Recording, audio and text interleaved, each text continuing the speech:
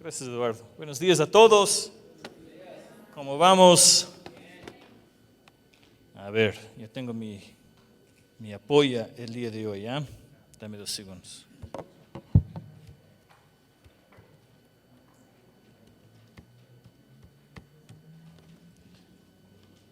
Estas claves de la máquina. Bueno, ok. ¿Cómo vamos? Eso, todos alegres. Me gusta.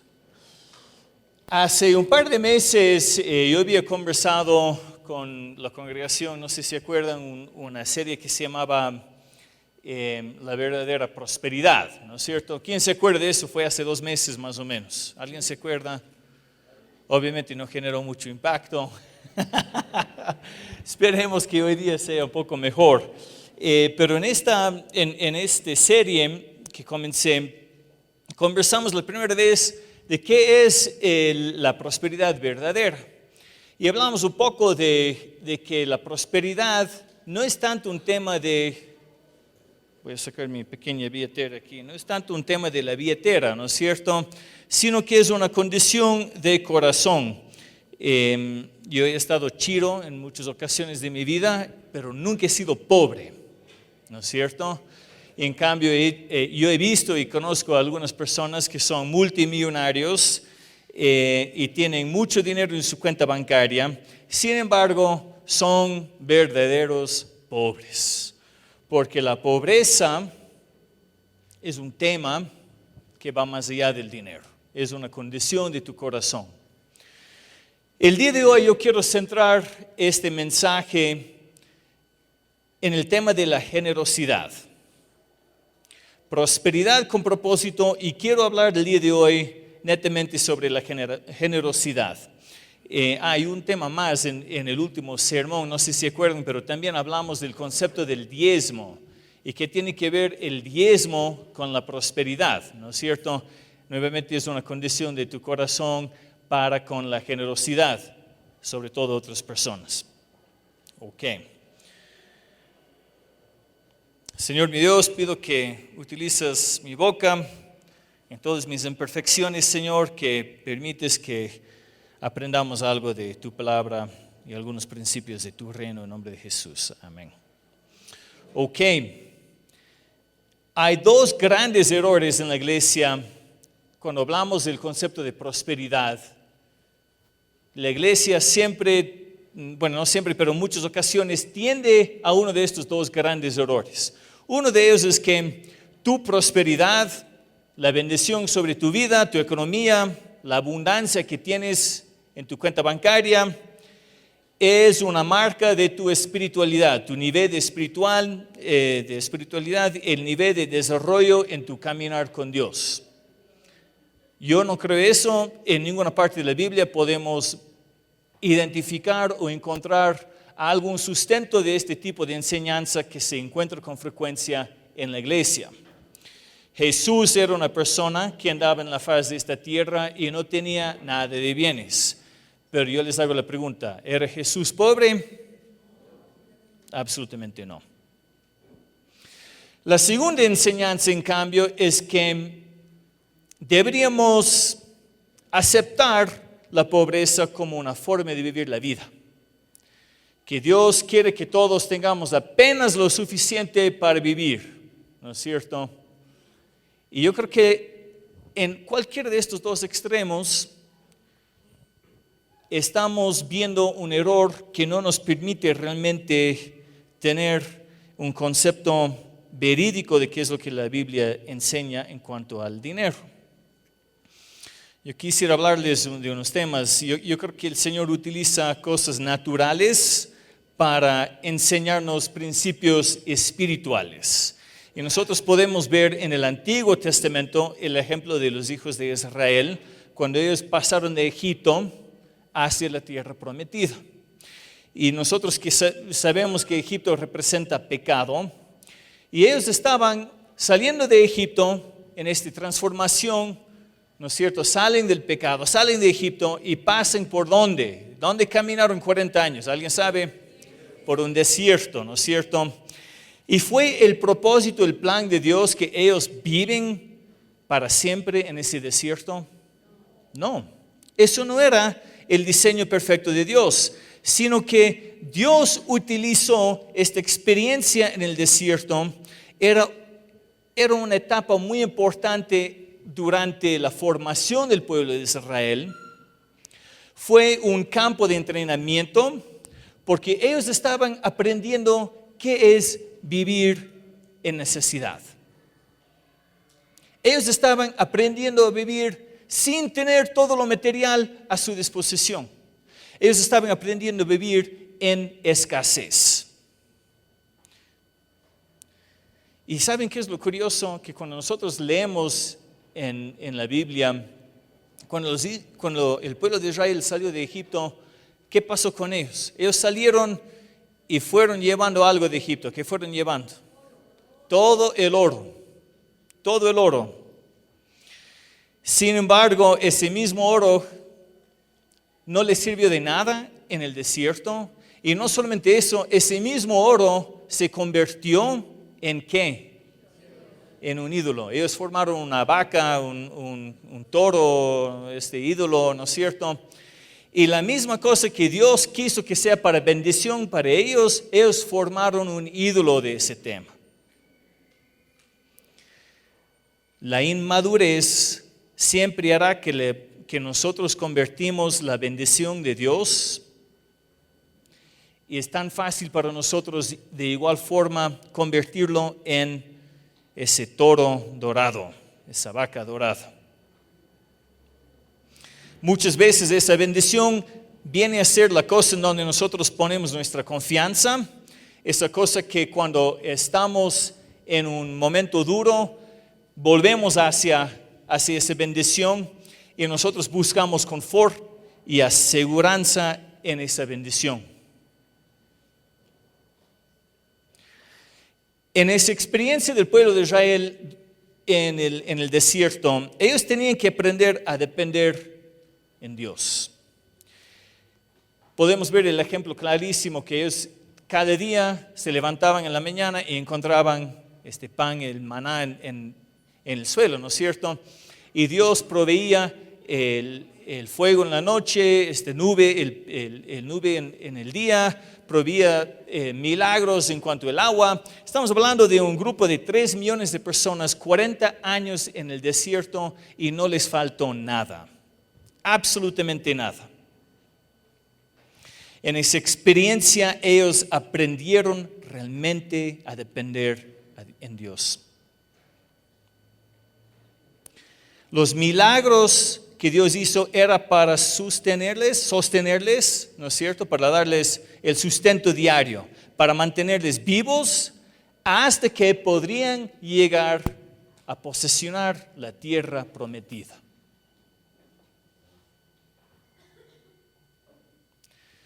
Ojo, estos milagros para su supervivencia, nuevamente, no era el destino último que Dios tenía en mente para su pueblo.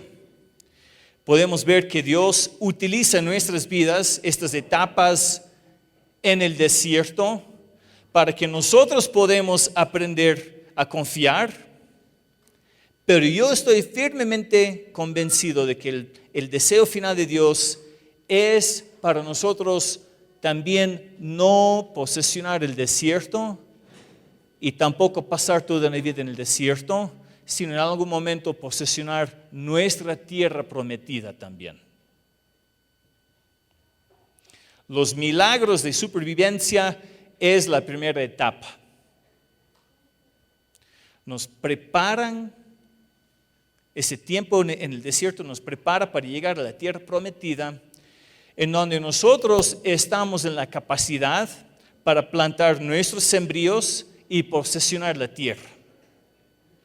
Ya no hay una dependencia de abrir la puerta de la carpa, de la tienda y tener pan en el suelo, sino nosotros estamos en la capacidad y estamos en la condición de salir a nuestro campo y sembrar en ese campo y trabajar en ese campo y que la tierra produce fruto.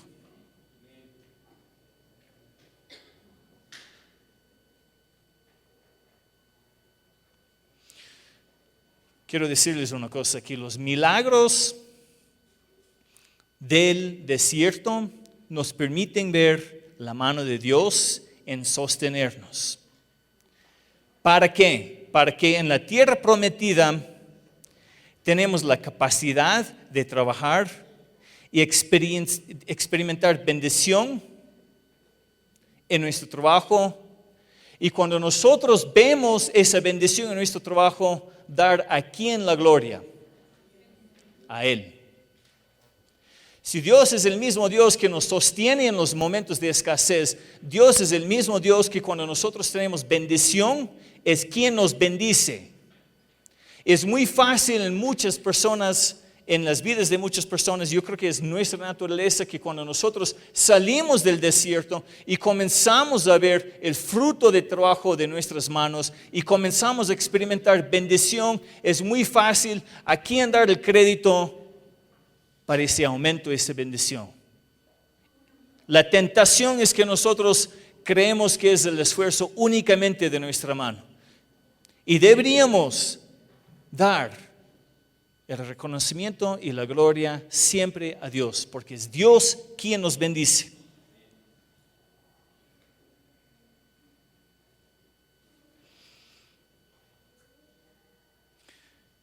Dios nos está entrenando en el desierto para poder confiar el maná en el suelo, ¿no es cierto? Y tener esa confianza en Él, cosa que cuando nosotros comenzamos a ver esa bendición, podemos darle a Él esa honra y esa gloria. Solamente las personas que pueden confiar a Dios para el maná diario son las personas que pueden darle la gloria a Él en la bendición económica y cuando Él aumenta, ¿no es cierto?, nuestra economía. Cuando nosotros podemos reconocer a Dios, tanto en la escasez como en la abundancia, es cuando nosotros estamos en la capacidad de posesionar la tierra prometida. En Proverbios 21:31 dice que el caballo se alista para el día de la batalla, mas Jehová es el que da la victoria. Y el punto es esto.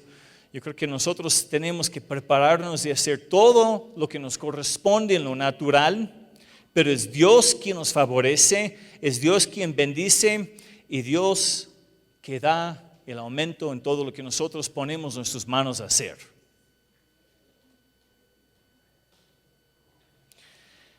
Reconocer esto es esencial para tener una vida de bendición.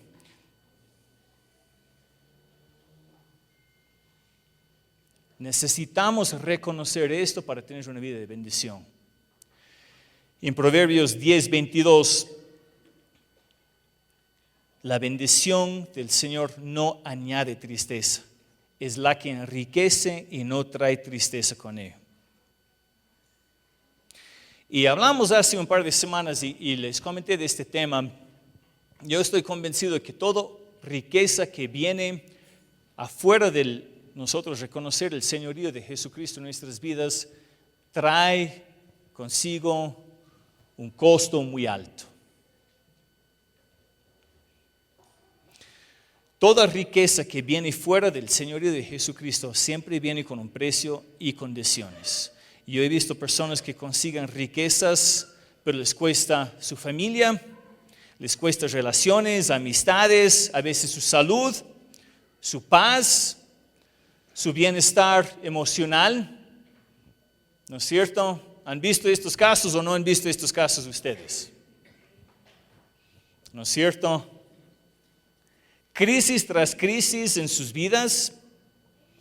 La riqueza fuera de la bendición de Dios y el señorío de Jesucristo viene a un costo alto.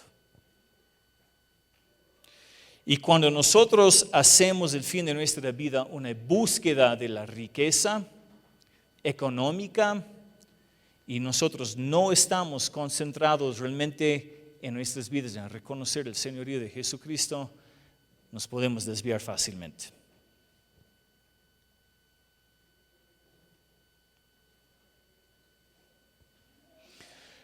Cuando nosotros tenemos intacto en nuestra vida el señorío de Jesucristo, cuando Él está sentado en el trono de nuestro corazón, cuando nuestra vida empieza a alinearse con el reino de Dios, empieza a aumentar nuestra influencia. Dios empieza a bendecirnos con mayores responsabilidades, mayor influencia, donde sea en nuestra comunidad. Y empezamos a ver que la bendición de Dios va más allá de lo que quizás nosotros hubiéramos esperado hace muchos años atrás. Esto es un asunto de corazón y de estar sometido al señorío de Jesucristo en nuestras vidas. Toda bendición que nosotros recibimos debería ser causa de que nuestro corazón se enamore más y más con Jesús, y no lo opuesto. Cuando nosotros fijamos nuestros ojos en las riquezas, cuando toda nuestra vida es afanado por las riquezas, es tan fácil que nuestros ojos se desvían de Jesús y nosotros terminamos averiados.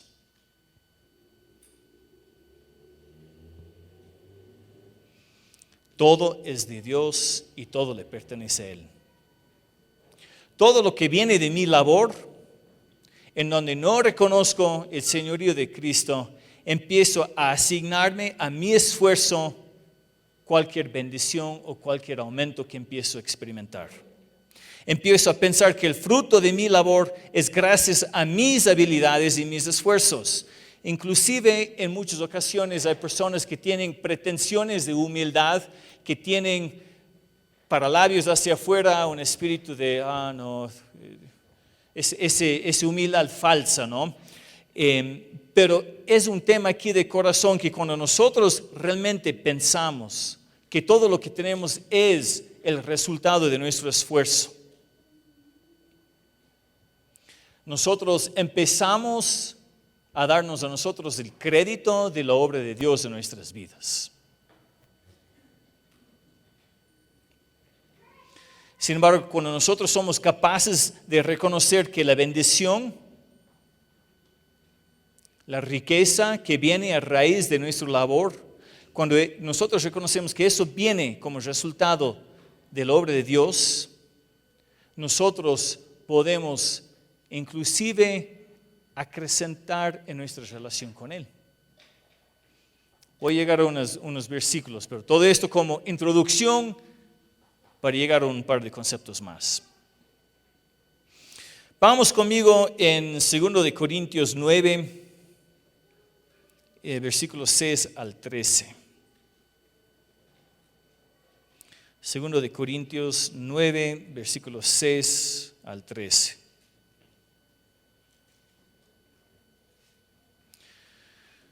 Pero esto digo, el que siembra escasamente también segará escasamente. Y el que siembra generosamente, generosamente también segará. Cada uno dé como propuso en su corazón, no con tristeza ni por necesidad, porque Dios ama al dador alegre. Y poderoso es Dios para hacer que abunde en vosotros toda gracia, a fin de que teniendo siempre en todas las cosas todo lo suficiente, abunden para toda buena obra, como está escrito.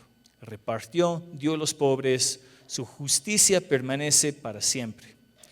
Y Él que da semilla al que siembra y pan al que come, proveerá y multiplicará vuestra sementera y aumentará los frutos de vuestra justicia, para que estén enriquecidos en todo, para toda liberalidad, lo cual produce por medio de nosotros acción de gracias a Dios.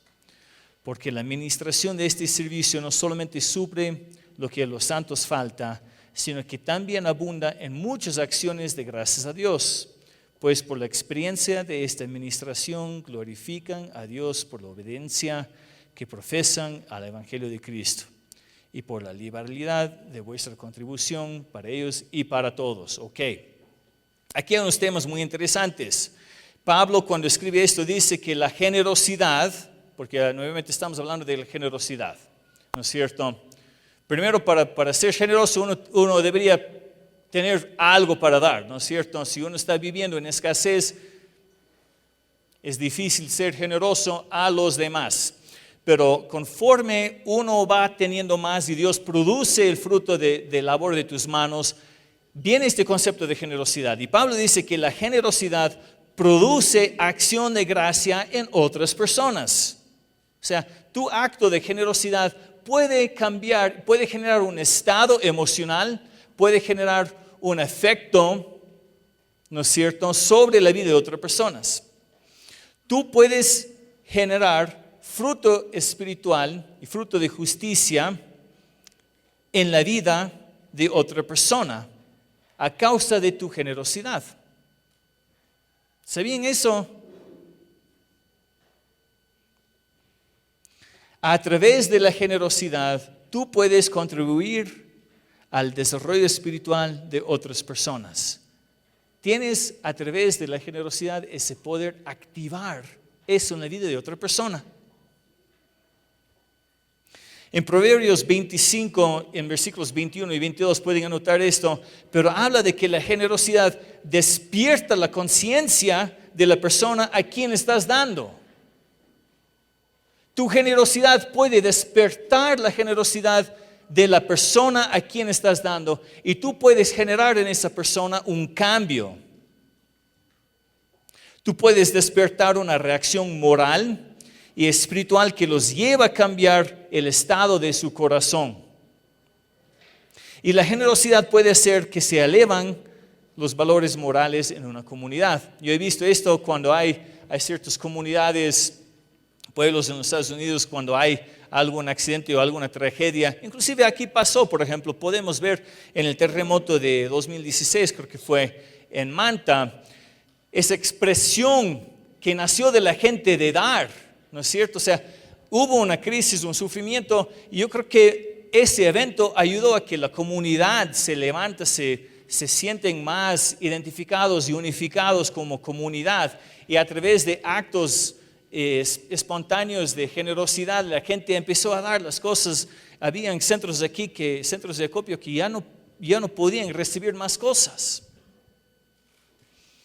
Y por más que era una situación difícil, podemos ver que eso despertó en la comunidad algo. Yo estoy convencido de que nosotros podemos contribuir a la atmósfera espiritual sembrando por medio de nuestra generosidad.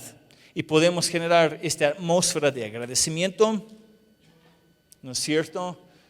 Y si hablamos de que la generosidad es uno de los principios del reino de Dios, si nosotros vamos despertando eso más y más en la comunidad, tarde o temprano eso genera fruto. La gente se despierta en las cosas eternas. Yo les hago una pregunta. Si al nosotros ser generosos con otros seres humanos, podemos generar en estas personas este despertar de su corazón, podemos generar en ellos esta acción de cambiar una actitud. Y estamos hablando de que nosotros, siendo generosos entre nosotros, ¿cuánto más será la reacción cuando el Señor es generoso para con nosotros? Cuando Dios empieza a bendecir nuestras vidas, y no solamente en lo económico, sino también en crecimiento, en mayores frutos del Espíritu Santo, ¿cuánto más nosotros empezamos a abrirnos y estar pendientes y despiertos de qué es lo que Dios quiere hacer en nuestras vidas? Vamos conmigo a Proverbios capítulo 11. Y versículos 24 a 26. Tuve que leer estos versículos unos 15 veces ayer porque me dio una especie de cosquillas al cerebro. Lo diré así de esa forma. Proverbios 11, 24 a 26 dice lo siguiente: hay quienes reparten y les es añadido más. Y hay quienes retienen más de lo que es justo, pero vienen a pobreza.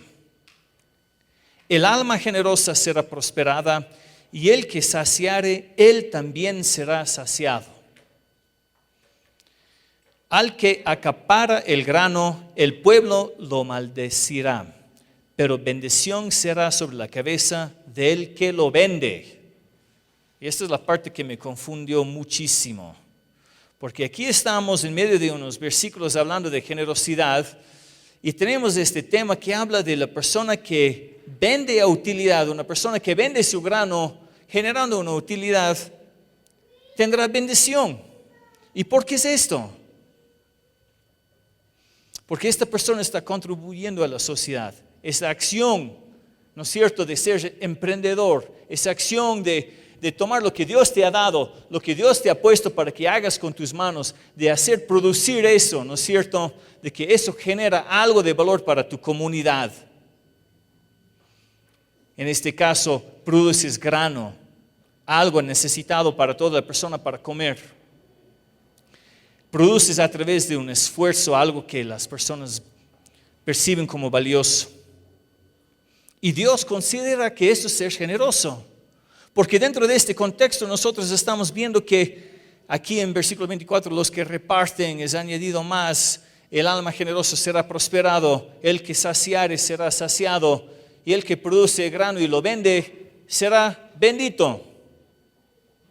Dios considera que cuando tú haces algo con tus manos, cuando tú construyes algo y cuando Dios empieza a dar bendición y empieza a generar aún más a través de tu labor, y Él da el aumento, y cuando tú utilizas eso y pones eso a la disposición para otras personas, eso es considerado como generosidad. Quisiera comentar aquí que cualquiera tu profesión, cualquiera que sea la voluntad de Dios sobre tu vida, seas un misionero a las zonas más lejanas de África, seas un panadero o un empresario, pues en donde Dios te ha puesto, hay honor en el sacrificio de tu labor, siempre y cuando lo haces para la gloria de Dios.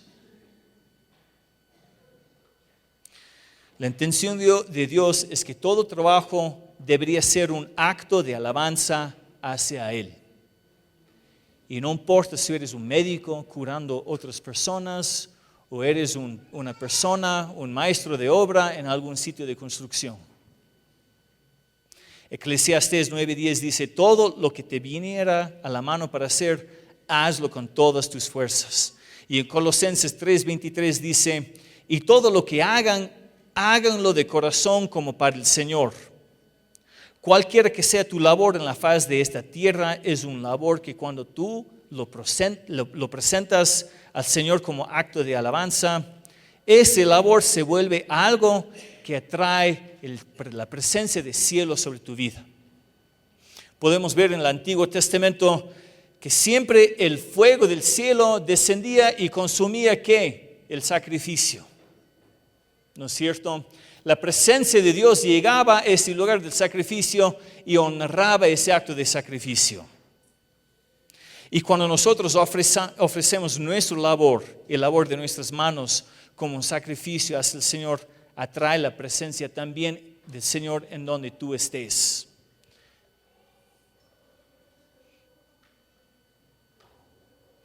Joel, capítulo 3, versículo 10 dice que forjen las rejas de arado en espadas y sus herramientas de poder en lanzas. Y creo que parte de lo que el Señor está queriendo decir a través de esto es, Dios tomará tu labor natural y hará aún más efectivo en una forma supernatural. Toda persona aquí en este lugar hoy día es un ministro del Evangelio. Y cuando ofrecemos nuestro trabajo al Señor como acción de alabanza, todos estos dones y talentos que Dios ha dado a cada uno de nosotros, nuevamente, seas tú médico, seas tú albañil, no importa, abogado, vendedor, nutricionista, mamá de hogar, la crianza de los hijos. Pero cuando ofrecemos ese trabajo al Señor como acción de alabanza, ¿qué sucede? Como dice en Proverbios 11:26, estamos poniendo a la venta nuestro grano y el Señor lo llama ser generoso.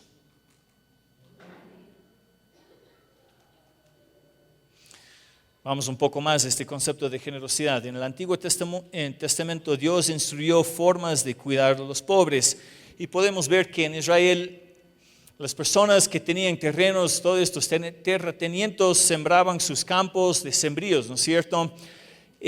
Pero por ley ellos no era permitido que ellos cosecharan todo ese sembrío. En todos los carreteros ellos tenían que dejar unas franjas ahí para que los pobres, cualquier persona que estaba en necesidad, podría cosechar esa parte del campo y utilizar ese sembrío para su sustento. Y así no tenían personas muriéndose de hambre. No dejaban o dedicaban una zona muy lejana. ¿Para qué? Para que cualquier pobre no sufra la vergüenza de tener que invadir el terreno de una persona y preguntar dónde es la zona en donde podrían mendigar, sino que era por ley ahí en la franja de cualquier vía. Y así tenía Dios una forma prevista para dar dignidad a las personas más necesitadas que podrían alimentarse.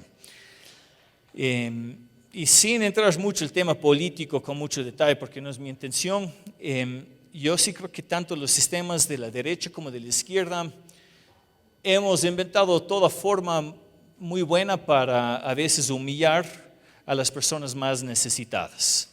Y diseñamos programas para tratar de, por medio de ley, imponer sistemas de cuidado a los más necesitados. Y en algunos casos son exitosos y en otros casos no somos tan efectivos en dar la dignidad a los pobres que realmente merecen. Y digo esto porque en muchas ocasiones nosotros vemos es muy difícil separar este acto de generosidad y decimos, yo no quiero dar más porque me cobran impuestos a mí. Mis impuestos se supone que es para cuidar a los pobres. Pero ¿qué pasa cuando nosotros pensamos que nuestro pago de impuestos es la única forma que necesitamos cuidar a los más necesitados? ¿Qué sucede? Yo creo que suceden dos cosas. Número uno, yo estoy encargando al Estado a encargarse de un problema y no tengo ninguna conexión personal con las personas. Número uno, me roba de conexión personal de las personas necesitadas. Y número dos, me roba del gozo que viene de aprender que es mejor dar que recibir. Hay algo que viene como resultado de invertir personalmente en una causa, de invertir personalmente en una comunidad o de invertir personalmente en la vida de una persona que está necesitada. Quizás una familia, quizás un individuo. Y es tan fácil ser cómodos y pensar que no, yo pago mis impuestos, es responsabilidad del gobierno. El Señor ha diseñado un sistema en donde nosotros somos fortalecidos en nuestra identidad y en nuestro sentido de propósito por medio de nuestro acto de generosidad. Hay un gozo especial que viene cuando nosotros somos generosos y aún más cuando no estamos anunciando en las calles nuestra generosidad. ¿No es cierto? Yo no tengo que venir adelante a decirles si es que soy generoso o no. El Señor sabrá. Y no es punto de estar sacando y publicando todo lo que nosotros hacemos.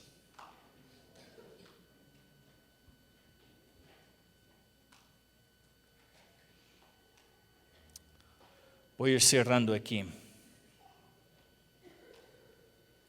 Hay un tema que quiero ver aquí la próxima vez que hablo para terminar este tema de prosperidad, pero para ir cerrando este concepto de generosidad.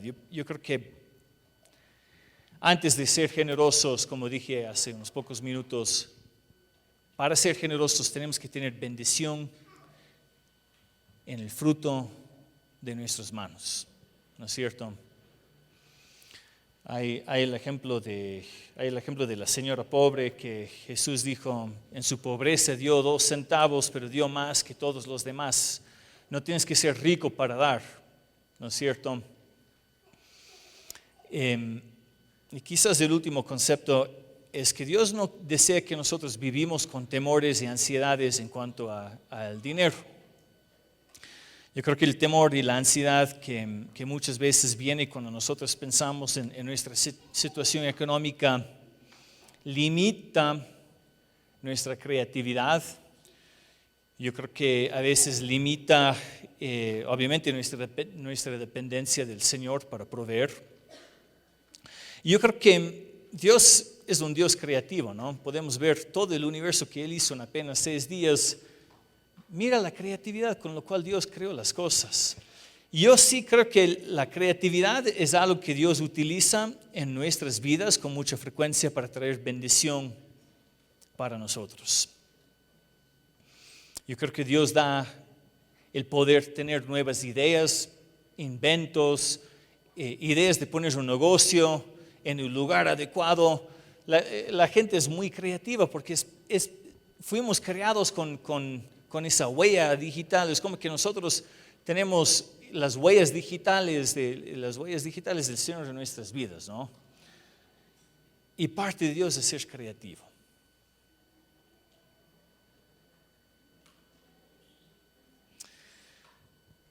Y a veces estos temores y ansiedades que nosotros tenemos bloquean el poder tener o acceder a esa parte creativa que Dios quizás desea utilizar para romper un ciclo de pobreza en nuestras vidas.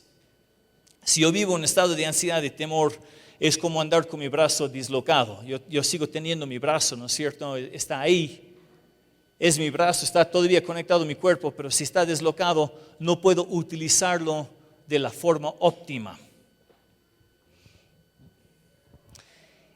Y el vivir con ansiedad y temor en cuanto a lo económico es a veces andar de esa forma. A veces consumen nuestros pensamientos, consumen nuestra atención, consumen nuestra energía. Estamos afanados por el dinero. Y yo sé que el día de hoy también hay personas que luchan con eso. Pero yo creo que Dios quiere liberarnos. La intención de Dios en lo económico es que no estemos en ese desierto para siempre. ¿No es cierto? Yo creo que Dios desea bendecirnos tanto en lo económico, pero sobre todo en la condición de nuestro corazón y en nuestra relación con Él. Parte de poder manejar adecuadamente el dinero es saber quién es el dueño de todo, quién nos da todo. Reconocer que todo lo que tenemos no es a mis esfuerzos, sino reconocer que viene gracias a Dios. Y de ser generoso. Cuando yo experimento bendición en mi vida, es ser generoso.